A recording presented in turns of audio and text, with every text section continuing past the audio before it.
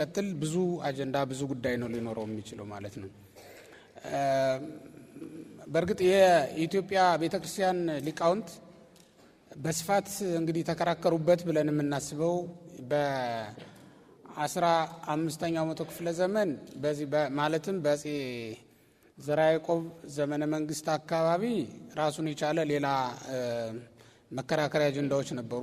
የሰንበት ጉዳይ፣ የመስቀል የእመቤታችን ጉዳይ ተነስቶ በደቂቀ እስጢፋ እና በደቂቀ ተክለ ሃይማኖት መካከል እንዲሁ የተለያዩ ሐሳቦች ኖረው ነገር ግን ያው ከፖለቲካው ጋር አስጠግተው ክፉ ሰዎች ነገስታቱንም አስቆጥተው የማይገባ ስራ እንዲሰራ ያደርጋሉ። ኢትዮጵያ ሲጀመር ያለማንም ደም መፍሰስ ሃይማኖትን የተቀበለች ክርስትናን የተቀበለች ሀገር በመሆኗ በዓለም ታሪክ ልዩ ታሪክ ነው ያላት።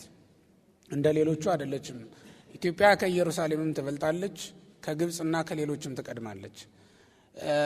በምን ከተባለ መብለጧ ዓለም በሙሉ ክርክር ላይ ነበረ። ገና ሌላው ቀርቶ ዘመዶቹ አይሁድ እንኳን ገና ክርክር ላይ ነበሩ። ጨልሞባቸው ሩቅ ቢሲ ወልደ ዮሴፍ እያሉ ነበር። ዘለሊነ ነአምር አባሁ ወእሙ እያሉ እኛ እናትና አባቱን አናውቃቸውም እሱ ደግሞ እኛን ያስተምረናል እያሉ ገና ክርክር ላይ ነበሩ። እና እነሱ በዚያ ሁኔታ ውስጥ እያሉ ኢትዮጵያ ግን ነዋማይ መኑ ይከላኒ ተጠምቋለች። ምክንያቱም ስትጠብቅ ኖራለች። አስቀድሞ በንግስተ ሳባ አማካኝነት ቅስቀሳ ልካለች። ታሪክ ለማጥናት ሄዳ ነበር ኢትዮጵያ። በኋላም አቤሜሌክ የነብዩ የኤርምያስ ደቀ መዝሙር የነበረው ኢትዮጵያዊ ሰው የክርስቶስን መምጣት ደጅ ለመጥናት ለመጠባበቅ መጥቶ ይሆን ወይስ ገና ነው፣ ዘመኑ ደርሶ ይሆን አልደረሰ ይሆን ለማለት ለደጅ ጽናት ነበር ዚያዱ የተቀመጠው፣ ለሌላ ጉዳይ አይደለም። ያን ጊዜ በዚያ ዘመን ዲያስፖራ የሚባል ነገር የለ እንዳሁኑ። እዛ ሄዶ ምን ወሰደው? በዚያ ዘመንስ ኢትዮጵያ ምን አጣችና ነው እዛ ሄዶ የሚኖረው? ምንም አልነበረም ችግሩ። ያውም በዚያ በመከራው ዘመን ነው እዛ የነበረው እሱ። እና እዛ ሄዱበት ምክንያት ነገረ ስጋዌን የአምላክን ሰው የመሆን ጉዳይ ደጅ ጥናት ላይ ስለነበሩ ነው። ኢትዮጵያም ይኩነኒ ብላ ነው የተቀበለችው። ይሁን ይደረግ ብላ አምና ተቀበላለች። አባ ጊዮርጊስ ሲገልጣት ምን ይላታል? አምነቶ በዜና ወተወክፈቶ ይላታል።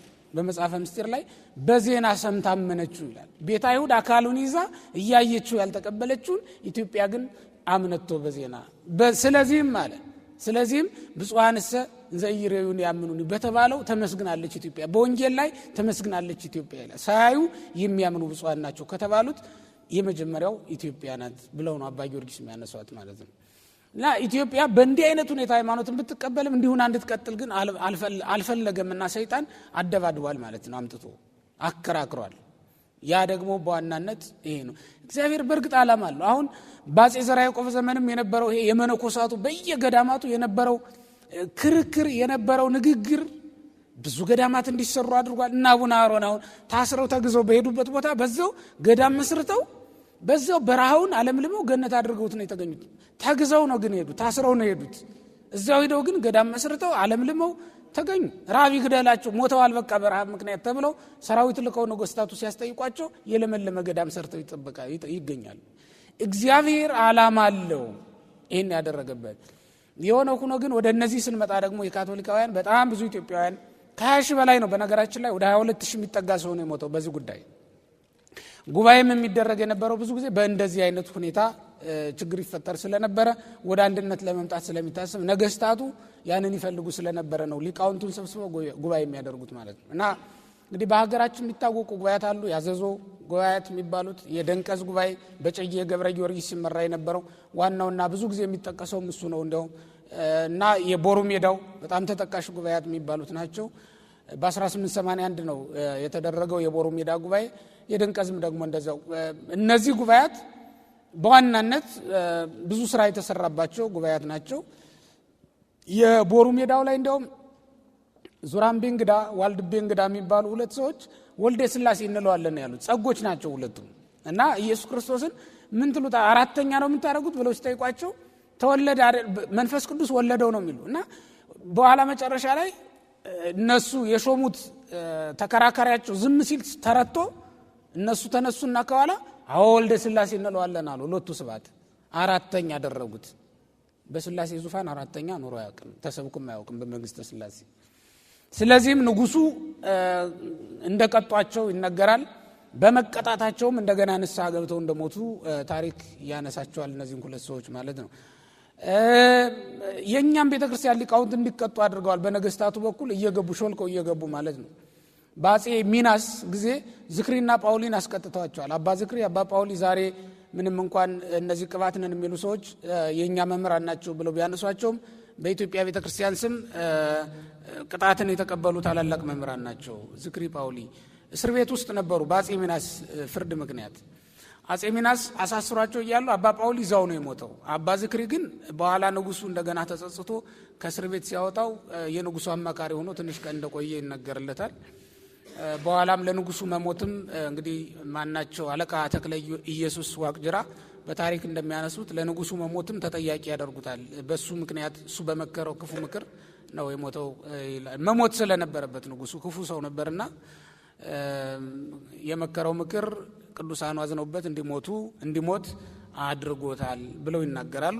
እንዲህ የተደረገ ብዙ ጉባኤያት ነበሩ። ከአጼ ገላውዲዮስ ጊዜ ጀምሮ በቅባት ምክንያት ብዙ ጉባኤያት ተደርገዋል። ደንቀዝ እዚህም አጠገባችን ደብረ ማርያም እዚህ ጣና ውስጥ ማለት ነው። ደብረ ማርያም ላይ ብዙም በብዙ ታሪኮች ያልተጠቀሰ ቢሆንም ቅሉ አንድ ጉባኤ ተካሂዷል እዚህ ጣና ውስጥ ማለት ነው። እንዲህ ያለ በየቦታው ብዙ ጉባኤያት ይካሄዱ ነበር። እንዲያው ከዚህም በላይ ግን ዋናው በጣም አስቸጋሪ የነበረው በሸዋም ብንሄድ ጸጋ በጣም አከራካሪ የነበረው ማለት ነው። ማናቸው መንግስቱ ለማ በጻፉት መጽሐፍ ያለቃ ለማ ትዝታ መጽሐፍ ላይ ታሪክ ተጠቅሶ ታገኛላችሁ። በእነ ሚጣቅ አማኑኤል ላይ ይደረግ የነበረውን እዚያ የነበሩ ሊቃውንት ያደርጉ የነበረውን ባንኮቨር አካባቢ ይደረግ የነበረውን እሳቸው በዘመኑም ስለነበሩ በአጼ ቴዎድሮስ ዘመነ መንግስት ስለነበሩ በአጼ ምኒልክም ነበሩ። እሳቸው የነበረውን በአይናቸው ያዩትን ሲተርኩት ሲያወጉት ስትሰሙ በጣም በሊቃውንቱ መካከል አለመደራረስን፣ መናናቅን፣ መለያየትን ፈጥሮ እንደነበረ ነው የሚያሳየው ማለት ነው። እና ጉባኤያቱ የሚደረጉ የነበረው መገዳደሉ እንዲቆም፣ መኳንንቱ መሳፍንቱም እንዲከራከሩ እንዲስማሙ እንዲደረግ ነበር ጉባኤያቱ የሚደረግ የነበረውና ብዙ ጉባኤያት ነው የተደረጉት። እንግዲህ ለዚህ ጊዜ በሚመጥን ሁኔታ እናቅርበው ከተባለ ይሄ ነው ሊሆን የሚችለው።